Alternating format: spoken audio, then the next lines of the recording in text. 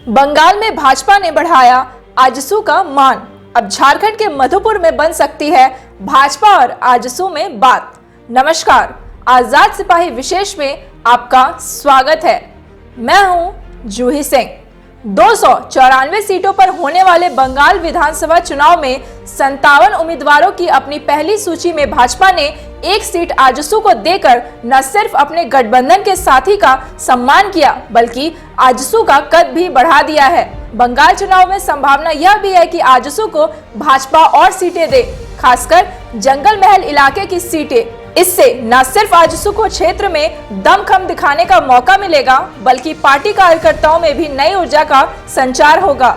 अब इस बात की प्रबल संभावना बन गई है कि मधुपुर सीट पर भाजपा और आजसू में बात बन जाए। यहां भाजपा एनडीए प्रत्याशी के रूप में गंगा नारायण सिंह को उम्मीदवार बनाने का रास्ता साफ होने लगा है। बंगाल चुनाव में 200 सीटें जीतने का लक्ष्य लेकर चल रही भाजपा के लिए डगर पनघट की आसान नहीं है, पर वह हर हाल में ममता के गढ़ को भेदना चाहती है। बंगाल विधानसभा चुनाव में बाघमुंडी सीट आजसू को दिए जाने और मधुपुर में भाजपा और आजसू की सम्मिलित रणनीति को रेखांकित करती दयानंद राय की रिपोर्ट।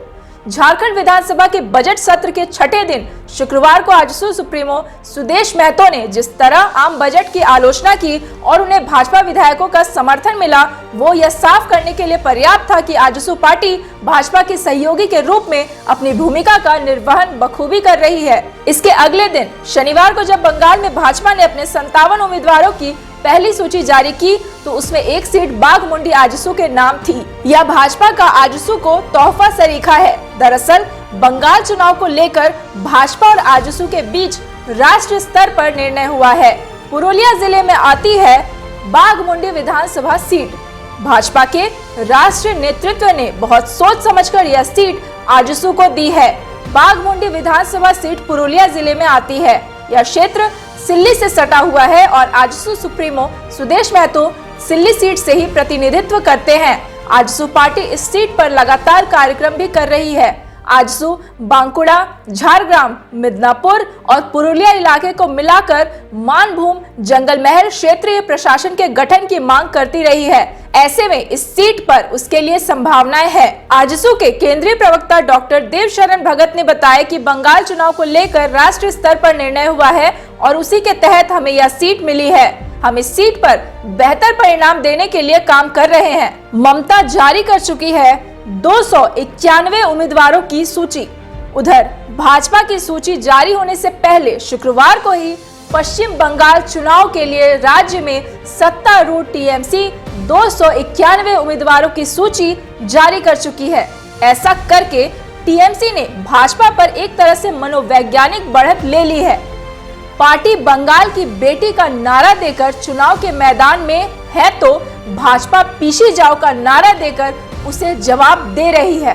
बंगाल चुनाव को लेकर भाजपा और टीएमसी के शीर्ष नेताओं में जुबानी जंग भी तेज है। रविवार को कोलकाता के ब्रिगेड मैदान में जहां अपने भाषण में प्रधानमंत्री नरेंद्र मोदी ने कहा कि ममता बनर्जी की स्कूटी का नंदीग्राम से गिरना तय है। पिछले 10 साल से राज्य में मां, मानुष और माटी की क्या स्थिति है, यह सबको पता है। वहीं सिल्लीगुड़ी में अपनी पद यात्रा के दौरान ममता बनर्जी ने कहा कि हम लड़ेंगे, जीतेंगे और मोदी को हराएंगे। असल परिवर्तन अब दिल्ली में होगा, इसलिए बुलंद है टीएमसी के हौसले। पश्चिम बंगाल विधानसभा चुनाव में तृणमूल कांग्रेस के हौसले इसलिए बुलंद है क्योंकि 2011 और 2016 के बीते विधानसभा चुनाव में उसने जीत हासिल की थी। वर्ष 2016 में उसे 211 सीटें मिली थी, लेकिन तब से हालात बहुत बदले हैं। साल 2019 के लोकसभा चुनाव में भाजपा को 42 में से 18 लोकसभा सीटों पर जीत हासिल हुई और वोट परसेंट भी 40.64 रहा। लोकसभा चुनाव में मिली सफलता से भाजपा के खेमे में उत्साह है और यही वजह है कि भाजपा यहां पूरी ताकत झोंक रही है। मधुपुर में गंगा नारायण सिंह को मिल सकता है मौका। बंगाल चुनाव में भाजपा ने आजसू को एक सीट देकर अपनी दोस्ती निभा दी है। वहीं अब मधुपुर सीट पर भी भाजपा आजसू के दावे का सम्मान करते हुए प्रत्याशी गंगा नारायण सिंह को एनडीए उम्मीदवार के रूप में उतार सकती है। इससे भाजपा उम्मीदवार राज पलिवार का टिकट कट सकता है। मधुपुर सीट पर झामुमो की ओर से हफीजुल हसन की उम्मीदवारी तय है। हालांकि राज पलिवार भी क्षेत्र में जमकर पसीना बहा रहे हैं, लेकिन उन्हें पार्टी उम्मीदवार बनाएंगी इसकी संभावना कम दिखती है। ऐसे में भाजपा वहां किसको उम्मीदवार बनाती है यह अभी पूरी तरह से साफ नहीं है। आजाद सिपाही में आज के लिए इतना ही।